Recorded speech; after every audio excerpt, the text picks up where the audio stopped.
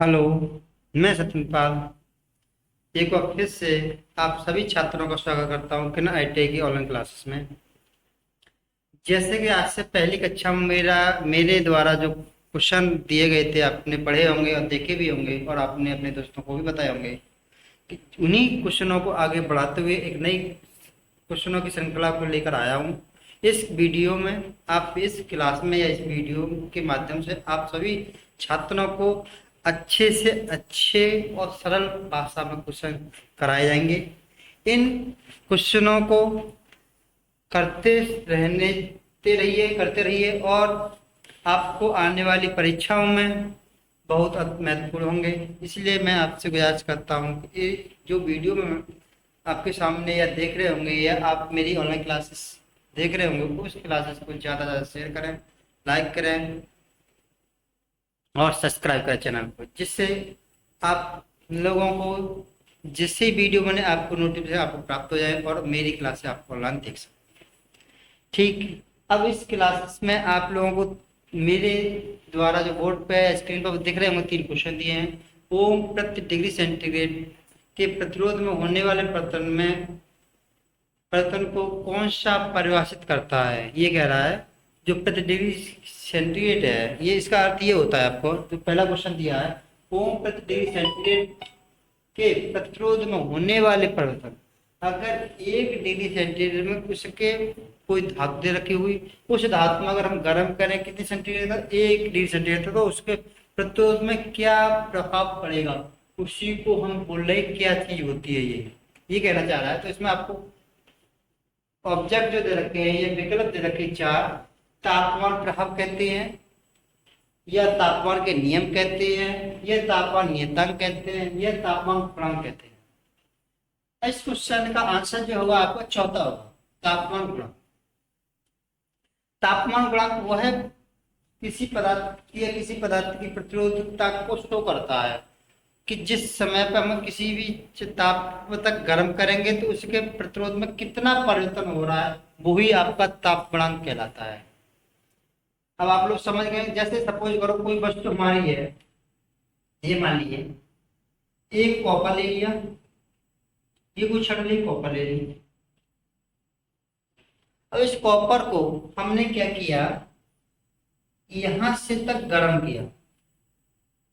जब हम इसको गर्म करते हैं धातु को, तो क्या होता है, इसका टेम्परेचर बढ़ेगा। टेम्परेचर बढ़ेगा तो उसका क्या प्रतिरोध घटेगा। कंडक्टर जितने भी मटेरियल होते हैं तापमान बढ़ने में उनका प्रतिरोध क्या होता है, घट जाता है। लेकिन ये कितने डिग्री सेंटीग्रेड, ये कितने तापमान तक गर्म करने पे ये परिवर्तन हुआ, किसके, उसके प्रतिरोध में। जो उसके प्रतिरोध में ही परिवर्तन है वो क्या है, ताप गुणांक कहलाता है। इसलिए इसने मात्रा का बना दिया प्रति डिग्री सेंटीग्रेड। ठीक है, समझ में आ रहा है। ठीक है, तो अगला क्वेश्चन करते हैं। आपको बैटरी की ध्रुवता जांचने के लिए किस प्रकार का मीटर प्रयोग किया जाता है। अब बैटरी की ध्रुवता का मतलब होता है उसके धन और ऋण के चिन्हों से, कितने इसके धन, जैसे मान लो किसी बैटरी में 2 ध्रुव होते हैं, एक धन ध्रुव होता है, एक ऋण ध्रुव होता है। जिसमें इलेक्ट्रॉन की अधिकता होती है वो ऋण ध्रुव कहलाता है, जिसमें कम होती है वो धन ध्रुव कहलाता है। अब इसी की जांच करने के लिए कौन सा उपकरण की जरूरत रहती है, या कौन सा मीटर का प्रयोग किया जाता है किसकी ध्रुवता को जांचने के लिए। तो इसमें दे रखा है विकल्प में चल लोह मीटर अमीटर, नंबर 2 दे रखा है चल कुंडली वोल्ट मीटर, नंबर 3 दे रखा है चल लोह वोल्ट मीटर, नंबर 4 दे रखा है डायनमोमीटर टाइप वाट मीटर। तो आप ये बताइए इस विकल्प, इन चारों विकल्पों में से बैटरी की ध्रुवता कौन से मीटर द्वारा नापते हैं। तो आपका ये विकल्प आपका दूसरा होना चाहिए, चल कुंडली वोल्ट मीटर से किसी बैटरी की ध्रुवता की जांच कर सकते हैं। ठीक है, समझ में आ रहा है ये चीजें। इसी श्रृंखला को आगे बढ़ाते हुए तीसरे क्वेश्चन की तरफ चलते हैं। ये दे रखा है श्रेणी प्रपथ में प्रतिरोध R2 में वोल्टेज पात का मान बताइए। ये वोल्टेज पात का मतलब वोल्टेज ड्रॉप से कहते हैं। वोल्टेज ड्रॉप कितना वोल्टेज खर्च हो रहा है, ये खर्च से मतलब है। ये कह रहा है ये जो R2 प्रतिरोध है, R2 प्रतिरोध में कितने वोल्टेज खत्म हो रही है, खर्च हो रही है, वोल्टेज ड्रॉप हो रही है, वोल्टेज पात हो रहा है। ये इसका अर्थ है वोल्टेज खर्च होने के से तात्पर्य है इसमें। इससे क्या है, वोल्टेज खर्च होने से। तो ये वोल्टेज ड्रॉप इंग्लिश में बोले जाता है, कितना बोले जाते हैं, वोल्टेज ड्रॉप कहते हैं। कितना वोल्टेज ड्रॉप हुआ, किसकी बात कर रहा है, इसकी बात कर रहा है। अब देखिए इसमें 4 प्रतिरोध लगे हैं, 2 सीरीज में और 2 ही पैरेलल में लगे हैं, दो सीरीज में पैरेलल में लगे हैं। तो ये कौन सा सीरीज पैरेलल कम्युनिकेशन सर्किट है। पहले तो सर्किट पता चल गया कि सर्किट कौन सा सीरीज में किसके साथ जुड़ा है, 50 वोल्ट बैटरी के साथ जुड़ा। तो पहले हम क्या करेंगे, इस पूरे पद का क्या करेंगे, हम प्रतिरोध निकाल लेंगे। से देखा जाए तो प्रतिरोध निकाल लेंगे। अगर हम इसी को, अगर इसको हम और बढ़ा दें तो हम इस तरह भी तो लिख सकते हैं इसको। पहले हमें ये पता कर लेना चाहिए कि प्रतिरोध, ये जो सर्किट दिया है ये सीरीज या पैरेलल है। तो जो सीरीज सर्किट है, अगर हम यहाँ पे अगर ऐसे एक और दे दिया होता, तब कहीं सपोज करो यहाँ बैटरी दी होती है यहाँ पे, तो हमारा एक पैरेलल सर्किट बनता है। लेकिन ये दे रहा है सीरीज पर्पज, मतलब सीरीज, तो ये सीरीज पर्पज ही हुआ। आप ये ना कहता कि पैरेलल पर्पज है, सीरीज पैरेलल कम्युनिकेशन है। इसलिए आपको विशेष ध्यान देना पड़ेगा। ये जो भी क्वेश्चन दिया है उसे पहले ध्यान से पढ़ना होगा। ध्यान से पढ़ने के बाद तब कहीं अपना दिमाग लगाएं और देखेंगे हमें पूछ क्या रहा है। पहले हमने ये सबसे पहले पता है सीरीज पर्पज, तो सीरीज पर्पज है तो ठीक है।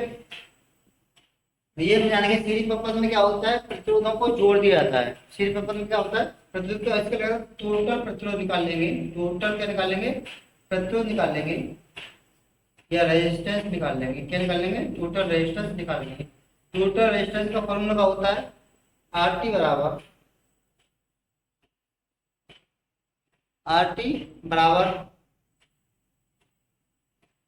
क्या हो जाएगा आपका, R1 plus R2 plus R3 plus R4, यही हो जाएगा। मतलब जो जितना भी सीरीज प्रतिरोध दे रखा होगा और सीरीज में परपथ दिया रखा होगा, उसका टोटल प्रतिरोध निकालेंगे तो सभी प्रतिरोधों को क्या करता है, जोड़ देते हैं। तब जोड़ेंगे 100 फिर 200 300 हो गया, 300 फिर 300 600 हो गया, 600 और 400 1000 हो गया। टोटल प्रतिरोध हो गया, कर लेंगे 100 धन 200 धन 300 धन 400 बराबर कितना हो गया, 1000। कितना हो गया, 1000 ओम हो गया। अब 1000 ओम, अब आपने पढ़ा ओम के नियम के अनुसार तो V बराबर IR होता है। V बराबर क्या होता है, IR होता है। तो V दे रखा है 50, I यहाँ से निकाल लेंगे, R कितना दे रखा है 1000। अब I निकालेंगे तो क्या जाएगा, 50 बटे 1000 हो जाएगा। इससे करते हैं 2 बार, 20 बार बच्चा 1/20, 1/20 करेंगे तो इसमें अगर 0 को गुणा कर दो ऊपर नीचे तो 0 10 गुणा ऊपर करें और 10 को गुणा नीचे करें तो आपका आ जाएगा, ये होना चाहिए। अगर हम इसका भाग देंगे इसमें तो कितना चला जाएगा, 10 बार, ये 5 बार, ठीक है, भाग दिया 5 बार। अब हमारा कितना हो गया, 5/100। अब इसके बाद 0.05 एम्पियर। भाई धारा का मतलब क्या है, एम्पियर है। समझ में आ रहा है नहीं आ रहा है, ये हमारा कहाँ से आया ये 5, हमने 10 का ऊपर हर का गुणा किया और अंश में भी 10 का गुणा किया, इसीलिए 10 ऊपर 10 नीचे लिख दिया। कोई फर्क तो पड़ने वाला नहीं है, तो पड़ने वाला है, कोई फर्क नहीं पड़ने वाला है। जब फर्क नहीं पड़ने वाला तो अगर हम इसको 5 का भाग इसमें, 2 का भाग इसमें 10 में 5 आ जाएगा और 2 का भाग 20 में 10 आ जाएगा और 10 का आपको क्या हर में गुणा कर लेंगे 100 हो जाएगा और 5 गुणा करें 1 तो 5 हो जाएगा। अब हम 5 का भाग 100 में देंगे, आप देख ही रहे होंगे कि सीधे सीधे कितना आएगा, 0.05 एम्पियर हो जाएगा, ठीक है। अब पूछ रहा है इसमें कितना वोल्टेज ड्रॉप है। अब आप फॉर्मूला इसको पुनः दोबारा लगा दीजिए। तो V बराबर कराया, R2 बराबर निकाल लीजिए, टोटल कराया तो R2 बराबर तो V2 में कितना वोल्टेज आएगा, I इंटू R2। तो कोई I क्या है, सीरीज में क्या होता है, करंट में होता है इक्वल रहता है और वोल्टेज क्या होता है, अलग अलग होता है। वोल्टेज क्या होता है, अलग अलग होता है। तो इसमें वोल्टेज की बात कर रहा है तो हम क्या करेंगे, करंट तो हमारा समान है कितना, 0.05 इंटू 200, 200। अब इसको गुणा करेंगे तो कहते हैं 0 हो जाएगा, कितना आएगा 5 में 10, 1000 और 1000 में हम 5 से 10 10 वोल्ट हो जाएगा। कितना होगा, 10 वोल्ट। कितना हुआ, 10 वोल्ट। कितना हुआ, 10 वोल्ट। कितना हुआ, 10 वोल्ट। समझ में आ रहा है कि नहीं आ रहा है। तो इसमें जो भी आपका 10 वोल्ट दे रखा हुआ आंसर क्या होगा, आपका सही होगा, बाकी का ये नहीं होगा। क्योंकि भाई 10 वोल्ट आंसर आया, 20 तो हो नहीं सकता, 10 ही होना चाहिए, 15 हो नहीं सकता और 4 5 हो नहीं सकता। समझ आ रहा है? समझ में आ रहा है कि नहीं आ रहा है ये सारे क्वेश्चन? ठीक है, अगले क्वेश्चन करते हैं।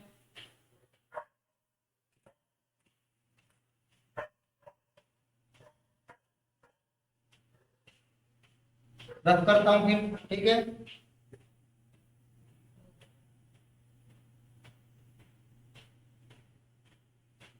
आप लोग ज्यादा से ज्यादा पढ़िए, जिससे आपका रिवाज ज्यादा ज्यादा होगा, आपको परीक्षाओं में ज्यादा से ज्यादा नष्ट होगा, आपको हल करने में सरलता मिलेगी। अभ्यास करते रहिए, जिससे परीक्षा आपको सही से हो जाए।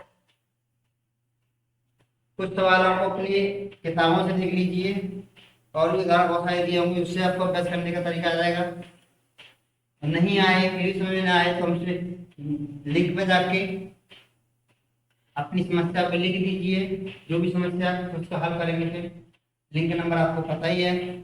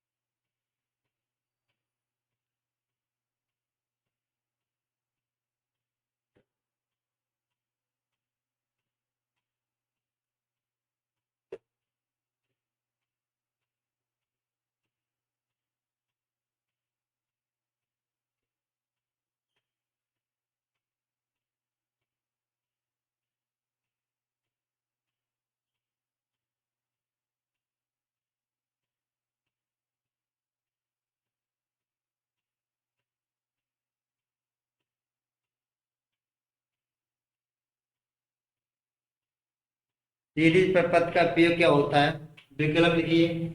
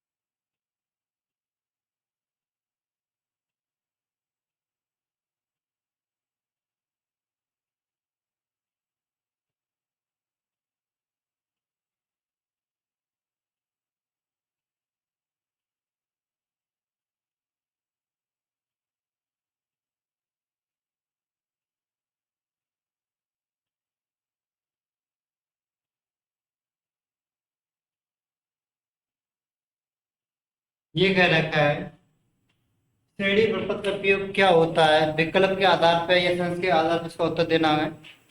परिपद में सी फ्यूज लगाना, ये लगाना भी तब जोड़ दिया, एक सेंस के आधार पर देना है। नंबर 2 वोल्ट मीटर संयोजन। नंबर 3 दे रखा घरों में विद्युत लैंप। और नंबर 4 दे रखा मीटर में संतुलन। देखिए, इस जो क्वेश्चन आपको दे रखा है, इस क्वेश्चन में आपको क्या सेंस लगाना है? देखिए सुनिए, सीरीज में क्या लगाया जाता है? घरों की वायरिंग में फ्यूज लगाया जाता है, यही बात कह रहा है। सीरीज परपद, श्रेणी परपद का उपयोग क्या होता है? हमेशा फ्यूज को श्रेणी क्रम में ही लगाते हैं। वोल्ट मीटर कहाँ लगाते हैं? सर्किट के पैरेलल में लगाया जाता है, इसलिए ये तो हो नहीं सकता भाई। ये कहाँ लगाया जाता है? समांतर क्रम में लगाते हैं वोल्ट मीटर। ऐसी घरों की जो लैंप होती हैं, हमारे बल्ब ट्यूब जितने भी लैंप हैं घरों में जो यूज की जाती है, वो सभी को कहाँ में लगाते हैं, वारी करते हैं? समांतर क्रम में लगाते हैं। अमीटर जो होता है शंट प्रतिरोध पे रखा है, ये कभी अमीटर में नहीं लगाया जाता, तो ये हमारा कैसे भी नहीं हो सकता। शंट नहीं लगाते। शंट क्या होता है? किसी भी उपकरण के पैरेलल समांतर क्रम में एक छोटा सा प्रतिरोध लगा दिया जाता है, जिससे वोल्ट मीटर काम करता है। अमीटर में तो लगा नहीं होता है, वोल्ट मीटर में लगा होता है। तो हम कैसे कह सकते हैं कि भाई ये सीरीज में होगा? इसलिए इस विकल्प का जो, इस क्वेश्चन का जो आंसर है वो पहला विकल्प होना चाहिए। समझ रहे हैं? हमने तर्क दिया, आप लोगों ने तर्क समझा। हमारा तर्क ये था कि श्रेणी प्रपद का उपयोग क्या होता है, श्रेणी प्रपद का उपयोग क्या होता है, ये हमारा क्वेश्चन था। इसके जो विकल्प दिए थे, क्या तर्क के साथ में किए थे? जो फ्यूज होता है वो श्रेणी क्रम में हमेशा घरों की वायरिंग में लगाया जाता है, इसीलिए पहला विकल्प सही है। सेकंड क्यों गलत है? इसके कारण है भाई, वोल्ट मीटर क्या होता है, हम घरों में जो इंस्टॉल करते हैं, किसी भी मशीन पर लगाते हैं, वो किस में लगाते हैं? समांतर क्रम में लगाते हैं, इसलिए तो भाई दूसरा हो नहीं सकता। तीसरा क्यों नहीं हो नहीं सकता? इसका कारण है घरों की जो लैंप होती है वो भी समांतर क्रम होती है, इसलिए तीसरा नहीं हो सकता। शंट अमीटर, अमीटर का प्रतिरोध जो होता है वो लो होता है, शंट लगा देंगे तो क्या होगा? वोल्टेज का मान ड्रॉप होगा, ज्यादा होगा, करंट भी इसमें होगा, तो शंट इसका मतलब पैरेलल में लगा होता है। वोल्ट मीटर लगा होता है शंट, ठीक है, इसलिए अमीटर लिखा होगा तो सही ये होता है, लेकिन अमीटर तो लिखा है, अमीटर में शंट प्रतिरोधक, तो इसलिए ये गलत है। ठीक है, अगर सीधा सीधा लिख देता वोल्ट मीटर तब भी ये गलत। वोल्ट मीटर पहले से लिखा, इसलिए इसने विकल्प नहीं दिया। तो आप लोग समझ गए होंगे कि पहला विकल्प जो दे रखा है, ये ऑप्शन दे रखा है, वो क्या होना चाहिए? पहला होना चाहिए इस क्वेश्चन का। अगला क्वेश्चन देखते हैं हम लोग।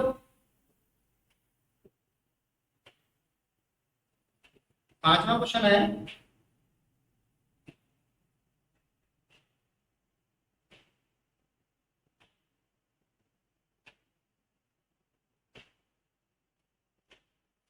विशिष्ट प्रतिरोध की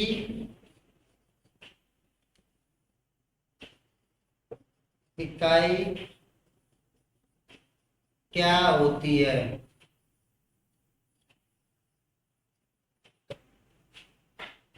विशिष्ट प्रतिरोधक की या प्रतिरोध की इकाई क्या होती है? इकाई क्या होती है? विकल्प आपका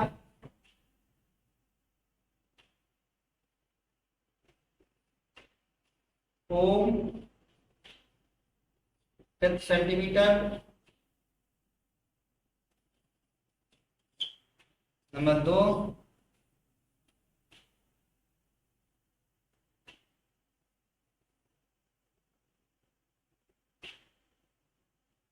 ओम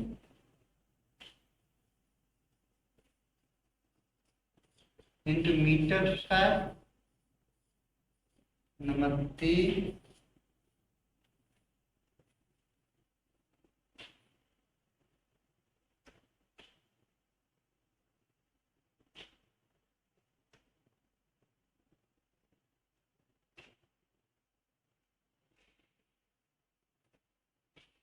ओम प्रति मीटर स्क्वायर, और नंबर 4 ओम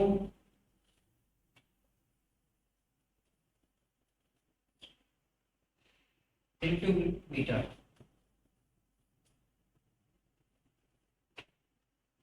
विशिष्ट प्रतिरोध की एसआई इकाई क्या होती है? ऐसा लिख लेना यहाँ पर, सॉरी इसमें लिखा नहीं है। एसआई इकाई क्या होती है?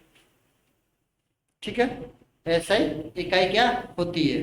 अब एसआई की बात कर रहा है, स्टैंडर्ड जो इंटरनेशनल स्टैंडर्ड में जो इकाई घोषित की गई थी उसकी बात कर रहा है। अब देखिए आप लोग समझिए ये इकाई इसकी कैसे निकालेंगे आप लोग। तो हम हमारा क्या है कि प्रतिरोध का फॉर्मूला होता है, आप लोगों ने पढ़ाई होगा, प्रतिरोध जो आर बराबर होता है रो एल अपॉन ए, ये होता है। ये रो है, ये जो रो है आपका, ये क्या है, विशिष्ट प्रतिरोध है। ये क्या है आपका, विशिष्ट प्रतिरोध है। और विशिष्ट प्रतिरोध की इकाई पूछ रहा है, तो ये क्या है, प्रतिरोध है। सिंपल प्रतिरोध बोल रहे हैं, प्रतिरोध लिख लीजिए यहाँ पे। और ये क्या है, आपके तार की लंबाई है, जो तार दे रखा है उसकी क्या है, ये लंबाई है। ये क्या है, ये आपका है अनुप्रस्थ काट का क्षेत्रफल। क्या है, अनुप्रस्थ काट का क्षेत्रफल है, अनुप्रस्थ काट का क्षेत्रफल है। अब देखिए इसकी जो एरिया की क्या होती है, मीटर का होती है, ऐसा ही में लंबाई की क्या होती है, मीटर होती है खाली। और आपकी विशिष्ट प्रतिरोध पूछ रहा है, और इसकी क्या होती है, ओम होती है। क्या होती है, ओम होती है। ठीक है, क्या होती है, ओम होती है। किसकी, इसकी इकाई होती है प्रतिरोध की।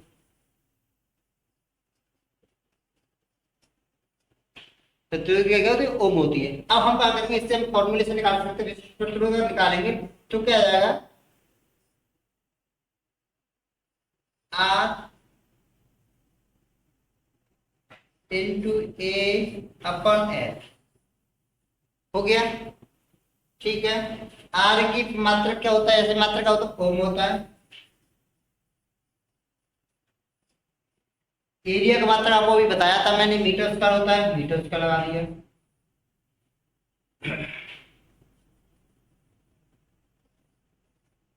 ठीक है, अब लंबाई का मात्रा मीटर होता है, 1 मीटर से 1 मीटर कट जाएगा, सिंगल 1 मीटर बचेगा, तो आपका ओम इंटू मीटर।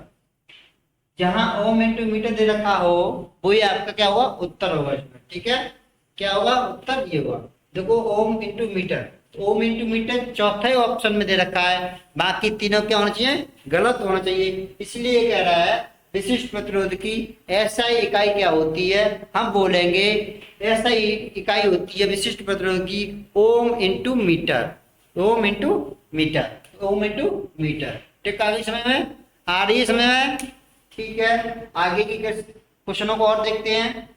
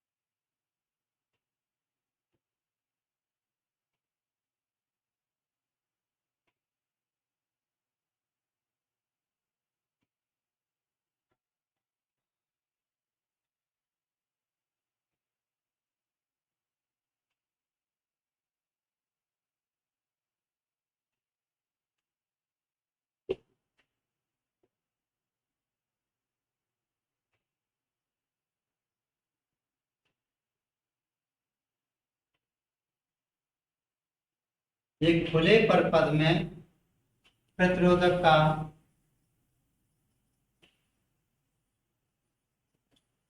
मान क्या होता है,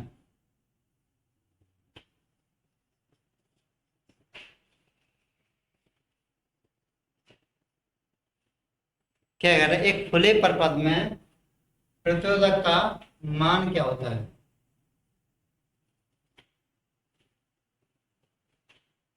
ये कह रहा है कि खुला जो परिपथ है, खुला परिपथ तो ओपन सर्किट की बात कर रहा है, किसकी बात कर रहा है, ओपन सर्किट की बात कर रहा है, और इसमें रेजिस्टेंस की बात कर रहा है। ठीक है, आप इस बात को समझ गए, क्या कह रहा है, एक ओपन सर्किट है। अब ओपन सर्किट कैसा होता है, कोई तार है इस तरह से, और बीच में ये गया टूट गया है, तब प्रतिरोध का मान क्या होगा ये पूछ रहा है। तब पॉइंट ए और पॉइंट बी के बीच में क्या मान होगा प्रतिरोध का। कोई तार है और बीच से टूट गया है, उस तार का जो ए और बी के बिंदु के बीच में जो प्रतिरोध का मान है वो पूछ रहा है क्या होगा।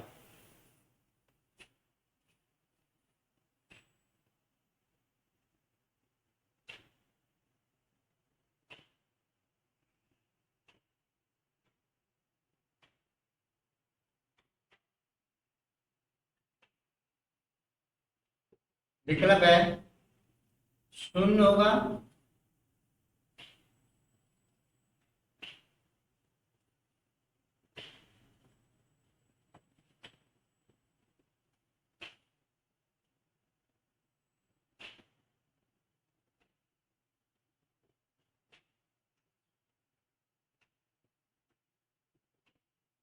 नंबर 2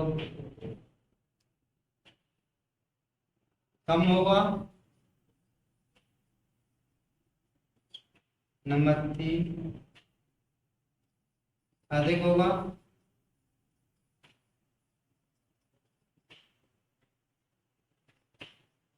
नंबर 4 अनंत होगा।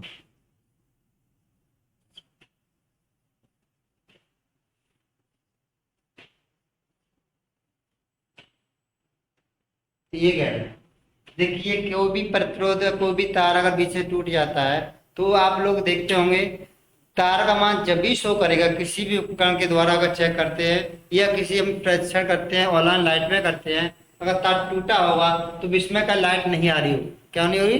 लाइट नहीं आ रही होगी। अतः हम कह सकते हैं उसका प्रतिरोध क्या हुआ इनफाइनाइट है या अनंत है। कह सकते हैं हम इनफाइनाइट है या अनंत है, इनफाइनाइट है या अनंत है। इसीलिए अगर किसी ने कह दिया बताइए कोई शॉर्ट सर्किट हो गया है, ऐसा ही क्वेश्चन अगर दे दिया बताइए एक शॉर्ट सर्किट में प्रतिरोध का मान क्या होता है, तो कह सकते हैं अत्यधिक होता है। क्या होता है? बहुत अधिक हो जाता है, जिसके कारण का तार आपस में भिड़ जाते हैं तो करंट का मान अधिक होने का। ठीक है, अगर आपसे यही द्वारा पूछ दिया गया है तो आपका उत्तर यही होना चाहिए। अगर ओपन सर्किट की बात कर रहा है तो प्रतिरोध पूछ रहा हो तो आपका उत्तर इनफाइनाइट या अनंत ही होना चाहिए। शॉर्ट सर्किट में करंट कितने कैसा होता है? अत्यधिक होता है, अधिक होता है, अधिकतम होता है। ठीक है, इसी श्रृंखला को यहीं पे खत्म करता हूँ। आने वाली श्रृंखला को फिर कल आएंगे, कल फिर उपस्थित होंगे। Thank you.